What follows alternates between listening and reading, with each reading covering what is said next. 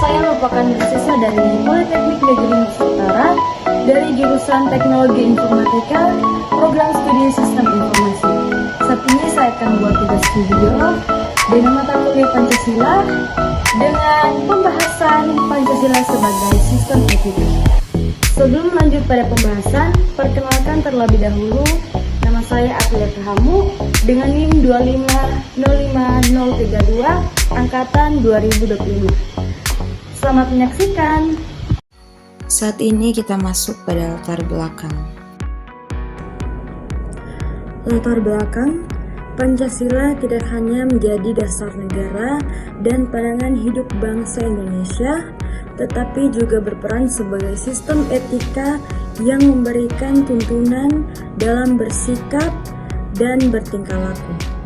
Dalam kehidupan modern saat ini, bangsa Indonesia dihadapkan pada berbagai persoalan moral seperti korupsi, ketidakadilan, pelanggaran hak asasi manusia, dan menurunnya karakter generasi muda. Kondisi tersebut menunjukkan bahwa nilai-nilai Pancasila belum sepenuhnya terwujud dalam kehidupan masyarakat. Melalui pemahaman Pancasila sebagai sistem etika, setiap warga negara, khususnya mahasiswa sebagai insan akademis, diharapkan mampu menjadikan nilai-nilai ketuhanan, kemanusiaan, persatuan, kerakyatan, dan keadilan sebagai pedoman dalam bertindak. Dengan demikian, Pancasila dapat benar-benar menjadi dasar moral dan arah dalam membangun kehidupan berbangsa dan berkeadilan, bermartabat, dan berkarakter luhur. Kita masuk pada pengertian Pancasila sebagai sistem etika. Pancasila bukan hanya dasar negara, tetapi juga sistem nilai dan pedoman moral bagi seluruh warga negara Indonesia. Sebagai sistem etika, Pancasila memberikan tuntunan dalam menentukan sikap dan perilaku yang baik sesuai dengan nilai-nilai luhur bangsa. Etika Pancasila menuntun manusia untuk berbuat benar, adil, jujur, dan bertanggung jawab dalam kehidupan pribadi maupun sosial. Selanjutnya, pengertian etika. Kata etika berasal dari bahasa Yunani ethos yang berarti kebiasaan, watak, atau cara hidup. Etika adalah ilmu tentang baik dan buruk yang menjadi dasar dalam bertingkah laku. Etika berkaitan dengan nilai-nilai moral yang menuntun manusia untuk hidup secara bermartabat.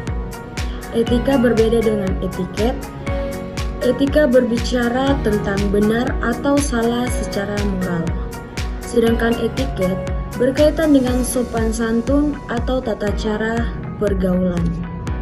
Kemudian aliran-aliran etika.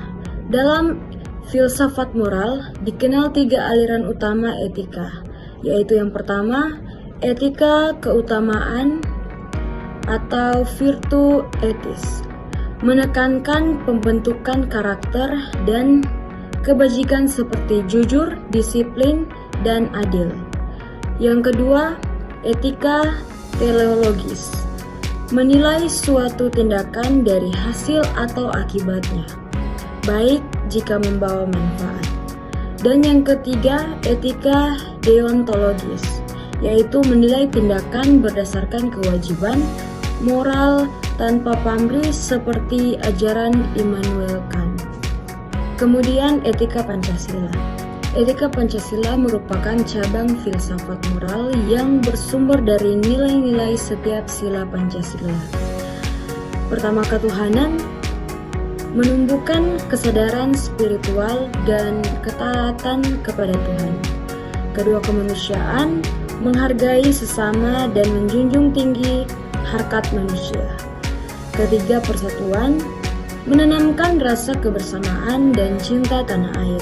Dan keempat, kerakyatan, menghormati pendapat orang lain dan menjunjung musyawarah.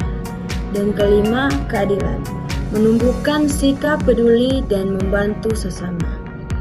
Etika Pancasila mencerminkan 4 tabiat saleh yaitu kebijaksanaan, kesederhanaan, keteguhan, dan keadilan. Kemudian urgensi Pancasila sebagai sistem etika. Pancasila sangat penting diterapkan karena banyaknya kasus korupsi dan penyalahgunaan kekuasaan, rendahnya kesadaran moral di kalangan masyarakat, pelanggaran HAM dan ketimpangan sosial masih sering terjadi. Pelanggaran HAM dan ketimpangan sosial masih sering terjadi. Krisis karakter generasi muda akibat pengaruh globalisasi. Dengan menjadikan Pancasila sebagai dasar moral, bangsa Indonesia dapat menghindari tindakan tidak etis dan membangun kehidupan sosial yang adil dan bermartabat. Selanjutnya, sumber historis, sosiologi, dan politis. Historis, pada masa Orde Lama dan Orde Baru, nilai-nilai Pancasila disosialisasikan melalui penataran P4, namun pada era reformasi, penerapan etika Pancasila menurun akibat penyalahgunaan kekuasaan.